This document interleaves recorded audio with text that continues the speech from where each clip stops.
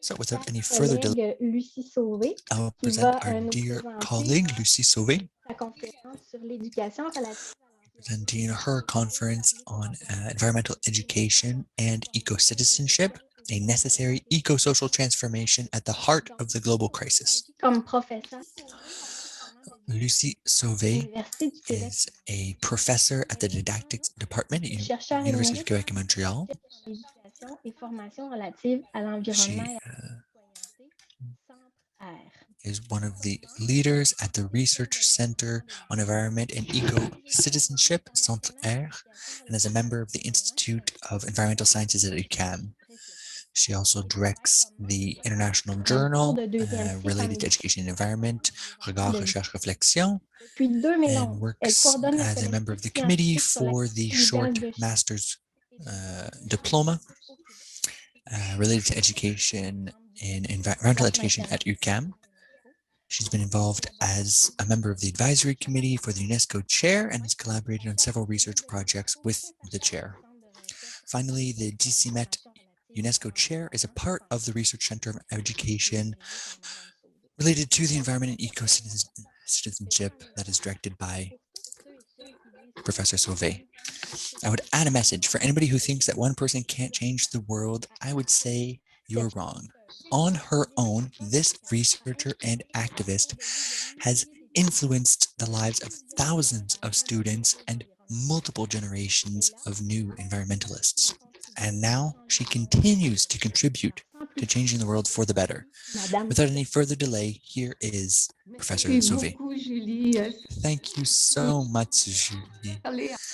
It's very intimidating to take the floor after such a wonderful introduction, but I want to welcome you all to the talk today, and I really want to say the degree to which I have appreciated all of the conferences that my colleagues have presented at the opening plenary for each day during the symposium.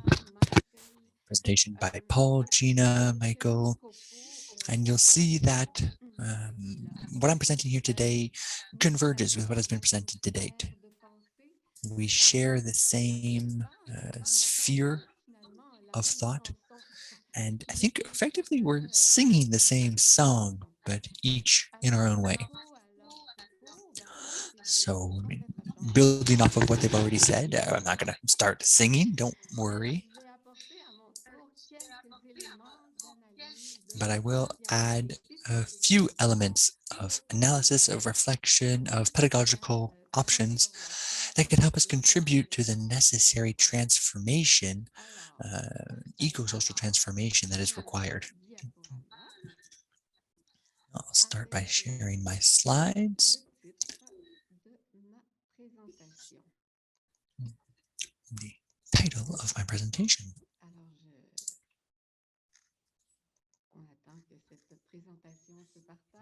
I'll wait for it to share my screen.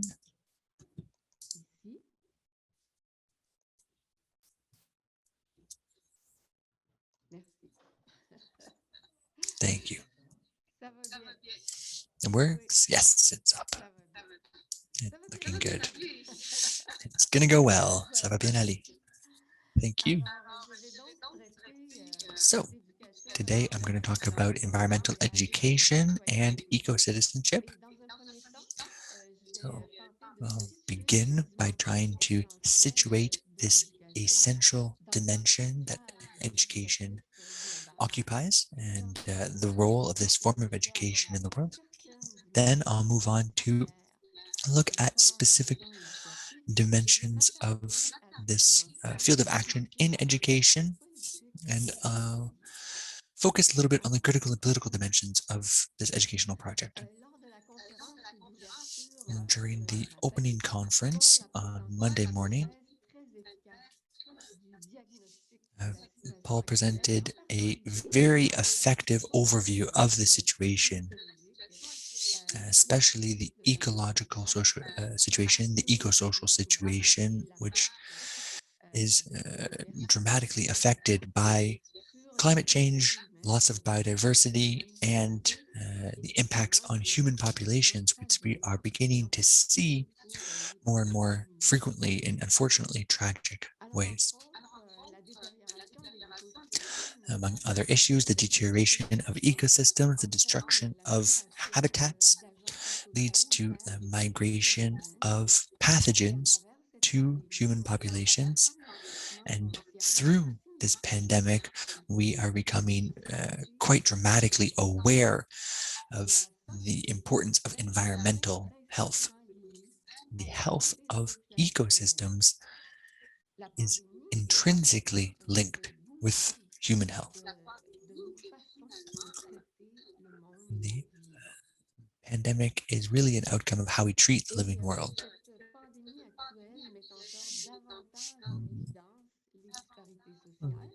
With this pandemic has shed even more light on existing inequalities. According to indigenous thinker Jackie Forbes, the most significant pandemic is the way in which we treat others and other living things, the ill of how living forces are appropriated. And this is from his book, Christopher Columbus and Other Cannibals. These two works here also synthesize, I think, very well the situation. Another aspect of the situation, the first on the left-hand side is a sculpture by artist Isaac Cordal. It's called Politicians Discussing Global Warming. And these politicians are still in discussion. The second is a mural that illustrates the slow and irreversible submersion. This desperate inertia of our political decision makers leaves us with the reality that it's up to us, this assembly of ordinary people, to take action individually and collectively, to denounce, to resist, to create, to propose, to realize alternatives. This task is infinitely heavy. And we might well ask, where are we going? What is our goal? How should we govern our action? So yes, how should we govern our actions? How should we direct our actions? Obviously, sustainability is an important aspect of ensuring and it's an idea that has primarily been co-opted by the idea of ensuring continued growth. While it has many good ideas behind it, it does leave us wondering why their sustainability might not be part of the problem that it pretends to seek and resolve. The goal of transition, I would say right now, this is the only realistic voice of change, but we need to accelerate the transition. International Energy Agency announced this week that we need to stop developing all sources of fossil fuel in the world. We can't spend too long in this transition. We have to at some point arrive somewhere. We don't even have 10 years left now to avoid irreversible climate change. So what about the goal of degrowth? Of course, no technological innovation can bring the solution on its own, and all technological change will have its own issues. So we must begin focusing right away on efforts towards degrowth. This is really the only exit possible. And then we have our master ecologist in Quebec who has been speaking for several decades now about joyful austerity and a convivial degrowth and mutation. Yes, it's major cultural changes will be required, changes of paradigm. We are called to resilience, and resilience means passing through a crisis and coming out of it alive, yes, but transformed as well. the sociologist Bruno Latour invited us to this idea of mutation. In his recent work, just from this year, Lessons of Confinement to the Use to Land Use, it talks about a necessary metamorphosis, and rather asking ourselves, where are we going to go? He begins by proposing the fundamental question, where am I? Where are we? And he recognizes that whether we want it or not, the Earth won't be the same. Its conditions of habitability have changed, are changing through the excesses of our extractions and contaminations. We must imperatively learn to transform ourselves as well, to learn how to live with Earth with a capital E. A capital E for a living being, Earth as Gaia, an organic whole that we are a part of. And beyond our identity as Earthlings, as being on Earth, we must return to being earthy and belonging to the Earth. We must realize that we are all connected over time and space with the matrix of the soil, water, air, the galaxy of microbes that transfer between them. We mutually reinforce and construct this world. We're part of this very thin membrane of life that we are in the process of transforming the temperature. And every escape is fictional, Bruno Latour says. We will not get out of it. We must liberate ourselves from the violent colonization of the economy, of globalization, depends entirely on extraction from territories and populations. We need to get out of this economy that forces us to live elsewhere, to take resources from other humans. So the great mutation, the metamorphosis that Bruno Latour is presenting is in the goal of re-territorializing ourselves with Earth together. And that's where I am, that's where we are. That's the only site from which our new liberties can be constructed. Of course, education has a central role to play. And I will allow myself to return once again on this background that structures my thoughts and my work for quite a long time. Gina evoked it yesterday. It identifies and puts in relationship the three integrated spheres of interaction, which are at the root of our personal and social development. It's a classic representation, but that's often forgotten, that it can provide a roadmap for education. So I once again present very quickly in order to make a rigorous presentation, this diagram as a premise of what will be developed in my talk. At the center, we have the sphere of relationship to oneself as an individual, a sphere of the construction of our identity, learning to be, learning to learn, learning to enter into relationships with others, learning to take care of ourselves.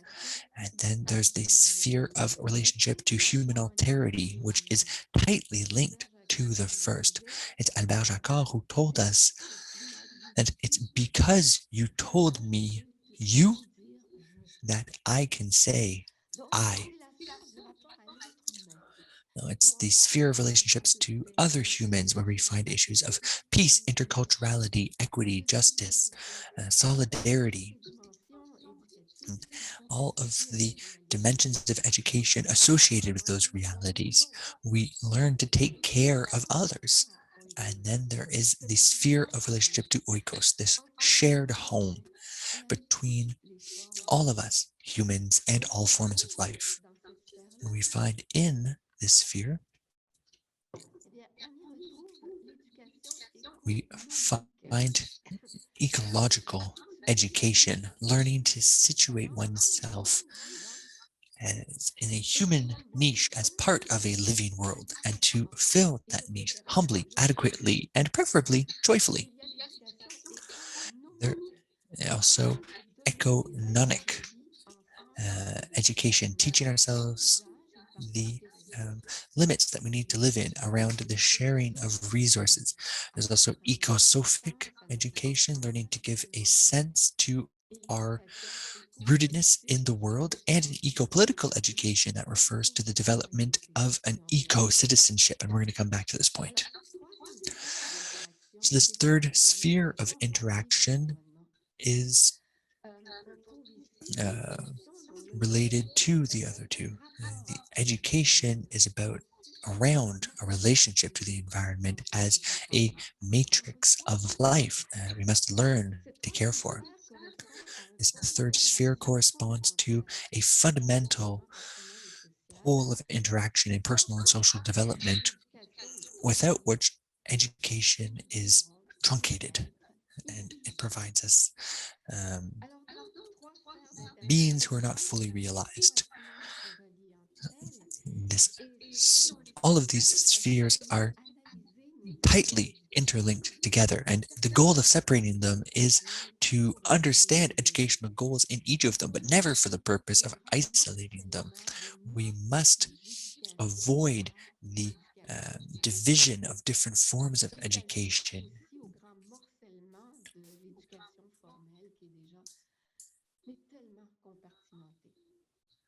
which contributes to the fracturing of education practices into compartmentalized individualities.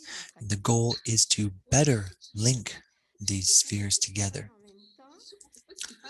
Of course, we can't do everything at once. We must choose in each context which specific realities will be addressed through our pedagogical interventions. But we must also ensure that at the end of the day, we haven't forgotten anything. And the sphere of this relationship to the environment, unfortunately, tends to be the one that is neglected by our systems of education. And we will have to insist on the tight interrelationship between these spheres.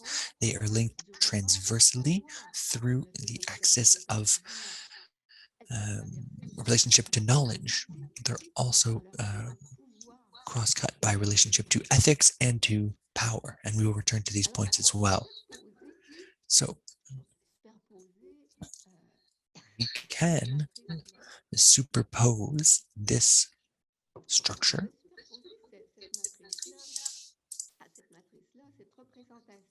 with another structure and three presentations of education, matrix provided by Félix Guattari, which is a political humanist project called Generalized Ecology. Félix Guattari was a psychoanalyst and a very engaged political actor in the political ecology movement in France, and he developed the idea of ecosophy to inform political thought, and this proposal remains altogether relevant. So he sought to develop an ecosophic praxis that focused on a generalized ecology that integrates three dimensions of ecology. So first, mental ecology, which involves the construction of the subject. And as a psychoanalyst, Guattari insisted a great deal on this, on the recognition and affirmation of the singularity of the subject. He insisted on the reconfiguration of interpretive fields that can be imposed on us and then become traps. Félix Guattari insists on avoiding all forms of alienation of the subject. And in his conference on Tuesday morning, Michael talked very well about these traps around the media. And then there's social ecology. Here, Guattari insists on the recreation of autonomous economic autonomy in the reinventing of the social bond, in the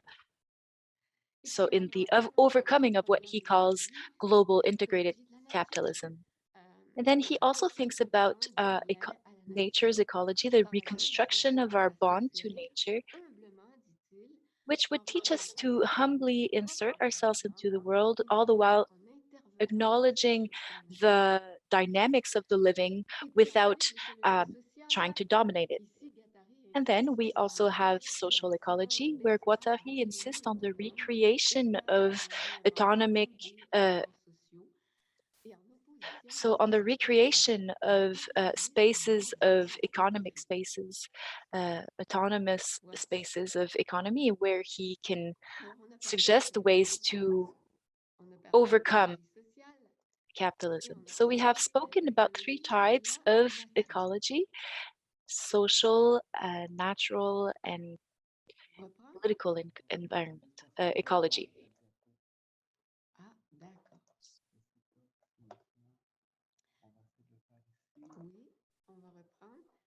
So let's take it back up again.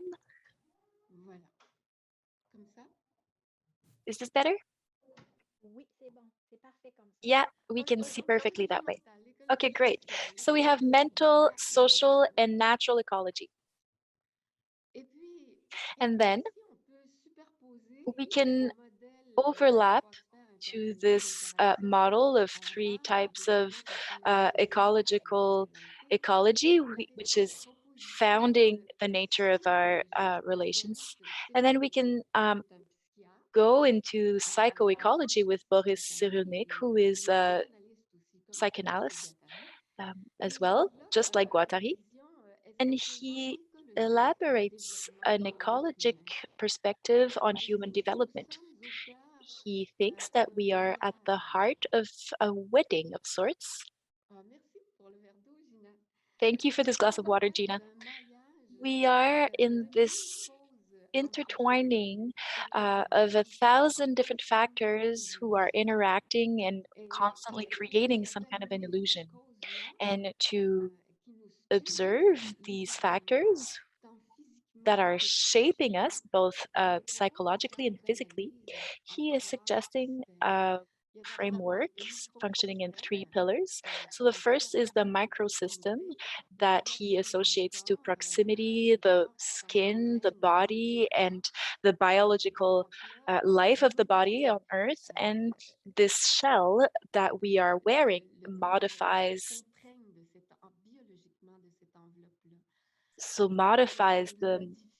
the natural body, and this relation affects the relation of the being with the world. And then there's the mesosystem, where family, the neighborhood, school interacts to determine the development of the child by containing the emotional and psychological framework. And then there's the exosystem, where words representations interact to shape the brain, modify metabolism, and give a huge power of belief in the way we approach reality. And as a psychoanalyst, Boris Cyrulnik insists on the real physical, metabolical, hormonal, and neurological effect of words, storytelling, symbolic universe, that have an underestimated impact on our development. I think what is particularly interesting with Boris Cyrulnik is that he underscores the power of words and storytelling as an integral part of the ecological system in which we interact. The body is at the epicenter of ecological pressures, stories, and both are intimately intertwined. We are creating the psychological and emotional world that shapes our brain, and we could talk about this for a long time. We could talk about researches about chemical entrants in the food systems and their impact on fertility and cognitive development. Boris Cyrulnik says we do have the freedom to act on these ecological pressures namely on the representations that are acting upon us. And this attitude gives us a great power by shaping new words and stories. And so philosophers, writers, politicians, and the media, and of course, educators too, all have a part to play in this representation. Bruno Latour, Félix Guattari, and Cyrulnik, whom I have just spoken about, all have written on an ecological vision of the world, underscoring the interdependence between the physical, social, and psychological aspects of our world. These dimensions that are self-generating, transforming each other, are also shaping us as humans, living on Earth and living with Earth. And so many arguments can be found in these theories to conceive education as a project, as an object that is definitely ecological, education that would be transcended by an ecology perspective. We are speaking more and more of eco-education, and that's the concept that interests us here, where education is thought as a motor of transformation, as a major cultural actor of change, and a true ecological culture that can be born in education. And so we are not missing any inspiration to think about how we can go about this transformation. Guattari himself had described the thoughts of 60 thinkers who had contributed to the philosophy of ecology. Ecology is seen as a way to approach the world, as a unifying principle because of its transversal aspects. Ecology as a demand of another relationship to the living. And thinkers have resumed or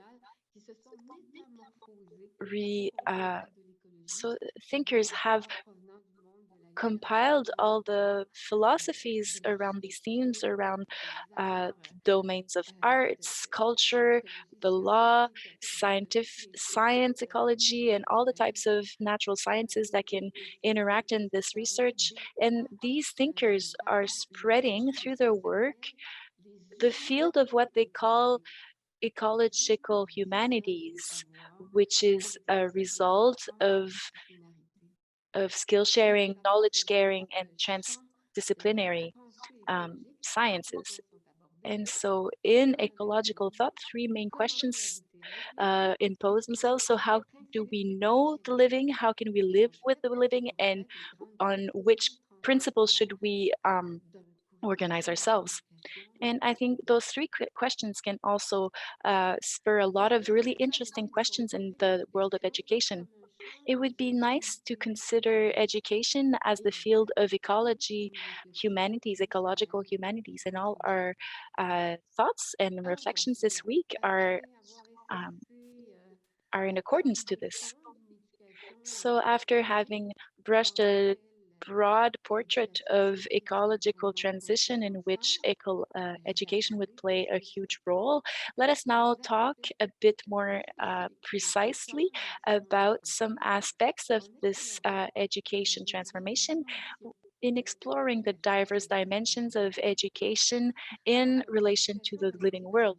So environmental education is a very large field of education. We can get lost and spin in circles in this huge field and get stuck in a tiny little corner of this research field. And so to help ourselves find our path, it's always helpful to find milestones and to identify typologies that can help us recognize and acknowledge the diversity and the complementarity of all the education possibilities in the environmental perspective. So I am suggesting this typology here to illustrate the different dimensions of environmental education.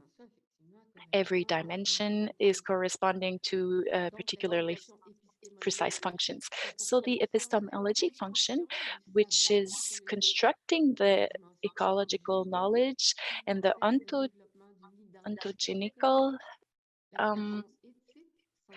aspect, the ethical dimension, the critical dimension, the aesthetic, and the critical perspective, and the heuristical dimension, which is inviting us to recreate the world we are living in. And so, once again, these dimensions aren't severed from each other. They are constantly interacting with each other. And if we are naming them, it's to better name our education action and to make sure we are not foregoing any detail. So we won't be able to go too deep in all of these concepts. So I will choose to talk a bit more at length about the dimensions of epistemology and the critical thinking. So what is epistemology? It is the acknowledgement of the complexity of the world, of the uncertainty, and of the importance of the co-building, the collective co-construction of the knowledge and of world interpretation skills. And so in environmental science, knowledge isn't being kept on bookshelves. It is constantly being co-built, and we are contributing to its emergence. We know that we can't know everything when we begin a project or an education intervention project, and no, not all knowledge is accessible, which is in some way a comforting thought. And so we have to learn how to learn and create together. We can contribute to environmental knowledge through our questioning, our reflections, our critical engagement in political action. Let us not wait to know every single detail before we can throw ourselves into a pedagogical or citizen education project, because we will wait forever and end up getting stuck in immobility. And so we have to accept that we are interacting with collective learning dynamics. And so this is a call to engage in action, to collaborate, and to be rigorous in this co-construction of knowledge. If we can think about knowledge as a way to interact with valid information, that is the core of our mission. That's what gives us the legitimacy and the credibility that we can own in a debate. Valid information is the fuel of critical thinking, which in itself is a foundational base of political thinking. So all the importance of the critical approach to media and political information that is shared in the massive space, in the popular space. So through this rigor, we learn to demystify certain sciences, and we learn about the worth of citizen knowledge, experience knowledge. Let us now talk about ontogenic dimension, which is relating to the capacity to anchor ourselves into the world, to construct an ecological identity for ourselves, a self-awareness that is in relation with Oïkos, as a part of Oïkos. It is a question of integrity, authenticity. There's beautiful writings on the contributions of environmental education to the construction of self in the world, and this upon different perspectives. So there's a whole world of literature on environmental identity. For example, my colleague Berryman has written on eco-ontogenesis, exploring the different phases of life in the formation of self. And there's also the concept of eco-training, which is this concept by Dr. Pinault. And the importance of the outside world, there is a very rich literature coming about the importance of the relation that we hold to the living world, to the natural world, in this construction of our own identities as an ecological being. And now for the aesthetic dimension, which is inviting us to celebrate the world. art as a type of production and of self-expression in the world.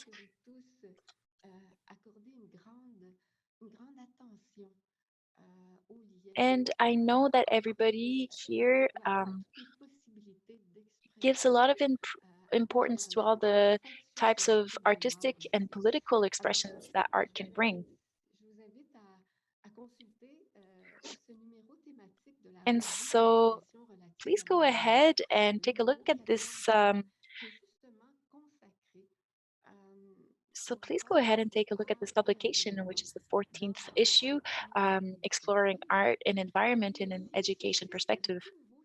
And there's a brand new website that I'd like to show you now, which is called Art and Air, which was co-created by some colleagues of mine working at the Centre de Recherche à l'Éducation et l'Environnement, so the Center for Ecological Environmental Education. So there's this great new website that is celebrating all the conjectures tying different disciplines between arts and environment, and all of these different disciplines between ecological thinking and our relation to the natural world.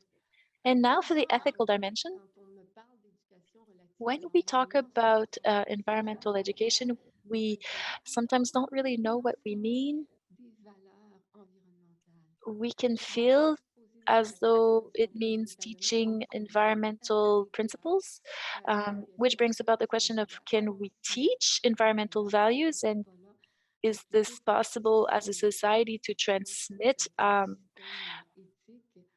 values around the environment, or is it a question of construction of societal values? And we are really touching to the core of the ethical dimensions of the construction of an environmental philosophy, which brings us to consider our own value system and to identify the meaning of different social values in common discourses. So this is where we are being brought to deconstruct social values or principles that are taken for granted. For example, principles of respect, of integrity, of respect for life. And those are very common principles that are commonly shared in society, but they aren't really anchored in our action or in the way that political and social life is happening. The value we give to life is not the same in anti-abortion movements than it is for Native people trying to protect their ancestral lands. And we can try to ask what is the responsibility of each political movement, and what is the responsibility we can give to political leaders such as Hamas. So these leaders don't have any meeting outside of the political and environmental systems they are interacting with. And to better assess these systems of the value systems and to identify our own principles in this world, environmental education is bringing us to explore the diversities of the propositions and the ethical propositions that we can contend with. Namely, we can think about the ethics of connection, which is suggested by Spinoza and explored again by Amy Nest. And this is a cornerstone principle which is centered around our capacity for connection, for interrelation, and that is intrinsically tied to our capacity for joy and happiness. And so Majo Hansen also talks about the ethics of anger and of revolt. Anger is seen as a legitimate feeling, as a motor of change here. And then there's also the ethics of the commons, which is a great political concept by Dardot and Laval. And then there's the whole deployment of the eco-justice concepts and the different compositions that can interact in this value system. And then we can think about the diverse propositions that are coming from different organization initiatives, such as the Charter of Earth Rights, which is coming from civil society, a global global social society, which ended up being adopted by the UN in 2020. So please go ahead and take a look at their website. It's very interesting. And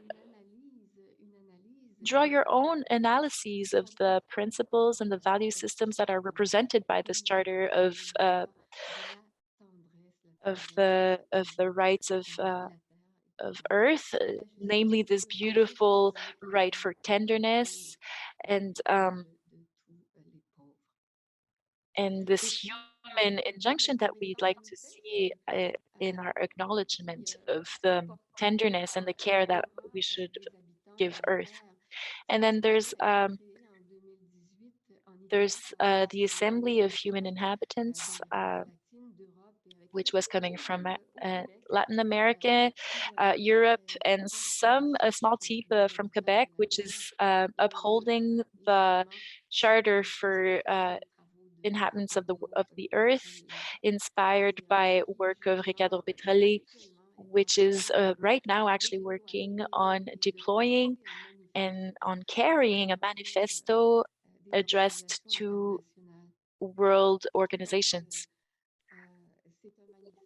And so it is a manifesto that is suggesting two large action axes, namely equality and education, which would help the struggles against poverty and hunger, and recentering environmental, political, economy in order to recenter the needs of every human being. So there's a large world campaign happening right now, which is upholding the elaboration of human perspectives on medical science, namely there is a great push for the opening of restriction rights on COVID vaccine right now to help everyone have equal access. So environmental ethics is still to be constructed. As André Beauchamp is stating here, he was the first commissaire at the public audience in Quebec, and he said, I would be scared of an ethic that is operating in a silo of the development of some theories from scientific experts and activists of this ideal recipe. In my head, the antidote to this rigorous and stagnating ethics of politics is public discourse and public debate. And now let us talk about the critical dimension of environmental education, which is intrinsically lied to ethical and political education, as we have seen. And we are brought to ponder at the question of the tyranny of information, which is surely felt by everyone in the room right now in your own context, this tyranny that is coming out of this surabundance of information. And there is also this demand of constant debate to be able to discuss ongoing information and putting it into retrospective. And so, as I was saying earlier, information is a crucial element and the work to be done is incredible. Noam Chomsky is bringing an interesting light to this question. He says, staying informed, be it about ongoing events, science, or any other topic, it requests an effort, and to understand something is demands an effort. And for an isolated individual, this might be an insurmountable task. But when we are in a community of solidarity, then it happens naturally. And it's the same thing for intellectual self-defense. You need quite a healthy dose of self-confidence to be able to defend your point of view in front of everyone else. What we need is a community and is the organization that we can count on as a basis to give us strength to act. And about this, he says, the world comprehension and understanding might grow as much as we'd like it, as long as we're not willing to act and to have consequence in our actions, then nothing will change. And that's what is being suggested in this beautiful book for a humanist education that is being um, proposed again in Norbert Baillargeon's book, Petit cours d'autodéfense intellectuelle, so small course in intellectual self-defense. And so the elaboration of a critical thinking supposes that we can apprehend complex situations, contextual situations. We can handle uncertainty in the ever-moving characteristics of environmental education and in the co-developing of this knowledge. But actually, it's important to associate to this critical rationality some kind of social critical posture where all the other dimensions of ethics um, and effective psychological intelligence come and interact. And so critical rationality and social critic posture completes the so interact in this critical dialectics that we will use to think about society and analyze power relations in a perspective of liberation. And here we are brought to ask why, who decides why, to what sake, and who are we, what do we want to do, what can we do together? What is our space for freedom? What are our obstacles for freedom? And what spaces, what tools can we use to liberate ourselves?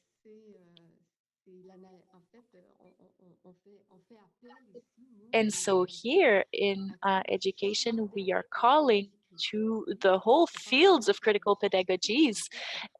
We are often talking about critical pedagogy as a one single field, but it is a very diverse domain, which was explored namely by Karine Perrard and Madame de Kock, whose theories bring us to resist against all forms of oppression, be it colonization or other source of oppression. So we could bring the works of these fabulous authors in a chronological manner. And so we have Célestin Freinet, Paulo Freire, John Dewey, etc. And so environmental critical education did develop its own field of thinking, and it's totally interesting to dive into it. And now I just want to bring back this quote about Joe Kinchelow, and Gina has touched on it, and so did Paul. Of course, critical approach can be diminished to a soul deconstructing action. It is a call for transformation, a transformation that would be based on caring for each other. And if critical pedagogy isn't upheld by radical love, then it will only be but its own shadow. And in environmental education and critical pedagogy has taken the shape of eco-pedagogy. Eco-pedagogy, which is pedagogy focusing on our relationship with environment. And this too is suggesting an invitation to explore these concepts a bit further, which was developed by Francisco Gutierrez and Moacir Gadouri. And so eco-pedagogy supposes that we reconnect with spirituality, subjectivity, and on the importance of cultural diversity, tolerance, democracy, participatory links between ecology, justice, and social lives. And these principles are at the basis of life on Earth, as I was saying earlier. And so now for the critical dimension of environmental education brings us to develop environmental competency. And we know that in the world of pedagogy, one skill is a power to act, which is constructed of the integration of all skills, knowledges, and know-hows, attitudes, and value principles that can help us know how to act. And so the critical dimension is inviting us to earn an ensemble of information in which we can validate, structure, and apprehend the skills that we can assess, possess, synthesize, and argue about, and attitudes and values of skepticism, of criticism, to be able to self-reflect, act, judge, affirm, and commit in relevant action, being able to build, to use information, a valid information, so that we may produce a memory or maybe a report in a public audience process, participating in public debate. Actually, um, it's a whole field of education. Now, for the political dimension, the last that we'll be looking at, it's very simple. The political posture that we take. It can be summarized to collectively taking care of what affects us all. And that what brings us to the emergence of an eco-citizenship.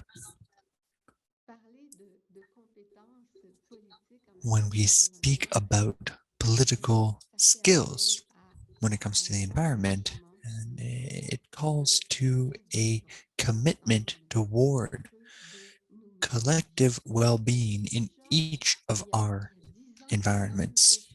And 10 years ago now, at the Summit of the Peoples, during the Rio Summit, the UN Summit, which was called the Sustainability Summit, there were a number of organizations, especially from Latin America, a number of popular education organizations who gathered, and it became clear that the ecological crisis was also an education crisis, that education has been divorced from its profound political context, and it's no longer focused on creating citizens who can think on a political, economic, and social level.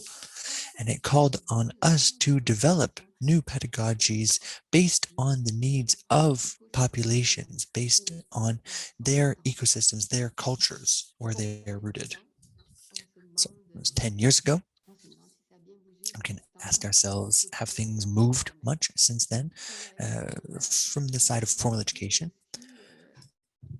Shaya Heller demystifies also political action, and it's what happens anytime citizens come together to discuss, debate, and determine political measures that will condition their existences as residents of a city or town. This nature of politics is present in every dimension, whether it's a school, a factory, a neighborhood, or a city. Francisco Gutierrez also insists on understanding education as a form of political praxis. It signifies taking a side in facing or participating in social reality, to not remain indifferent against injustice and the violation of human liberties. This author of a very recent work, Louis Marmos, on education and political consciousness, also demystifies the relationship between politics and education. He says it's very simple. This relationship is inherent in caring for others and offering them support. He cites another author, Hervé de Bonrivage, who says that a political consciousness is what allows us to understand the world as a collection of interdependent phenomena that act on each other. We won't be able to go into the idea of democratic education, which is, of course, inherent to citizenship education. Paul does it very well with his colleagues through his works. It could be an invitation to think a little bit more about ecological democracy. More and more often we see initiatives that call on us to recognize the rights of living things, of the natural world, of rivers, of mountains and landscapes. And so political competence is related to collective organizing, power dynamics within the city. And as time is flying, I will very quickly offer a few ideas related to political competencies, which very much like critical competencies or any other skill set results in the integration of knowledge, to learning to identify social structures and dynamics, laws, regulations, and the possibilities of alternative political constructions as well. We must be aware of the overall trends in political economy and political spheres. It obviously inherently calls on knowledge of how to act, to analyze situations, argumentation, debates, strategic actions, and a knowledge of how to be, the feeling of an ability to act, of wanting to act, a sense of citizenship, a value of feeling anchored and engaged in a collective project. And this brings us to a knowledge of how to act, of knowing how to exercise a critical monitoring, to denounce, to resist, to choose, to propose, to demand participative democracy, to engage in public debates, to undertake our actions with courage, rigor, and authenticity. I would have wanted to really insist on the importance of engagement, which is a critical relationship between ethics and politics. An identitarian act, an act of courage and hope, a celebration of engagement. We also need to insist on the importance of eco-citizenship. It is a political engagement for collective well-being in our environments. Eco-citizenship is a form of citizenship that is conscious of the tight relationship between society and nature. It's a critical form of citizenship that is competent, seeking out well-being, it's creative, it's engaged, it's capable and with a desire to participate in public debates and eco-social innovations. There are a number of works that invite us to integrate eco-citizenship in our educational actions, even with very young children. Children are already citizens of their world, and there's no better gift that we can give them than to invite them to develop and participate in a project with people in their school, people in their communities, and to realize that with engagement and commitment, we can accomplish great things. This work here also in scientific didactics, which brings together thoughts from 43 educators, which proposes an activist education in science and defining activism as it's being contrary to a sense of immobilization, understanding students as a subject of change and teachers as cultural workers. Young people haven't waited for their schools to mobilize them, and recently through all of their protests around climate change, we've seen that. But throughout their demands, they are asking to have the environment integrated into their formal education processes. This is one of the demands they have sought from the beginning, to ensure that schools and educational systems can be rooted in contemporary realities and become more relevant to them. When we look at the heuristic dimension to stimulate creativity, innovation, eco-design, understanding that resistance is creation. It's creating an alternative, of course. It exists everywhere. If we look around us in our communities, in our schools, we can celebrate these alternatives. And finally, education related to the environment is a vast collective effort.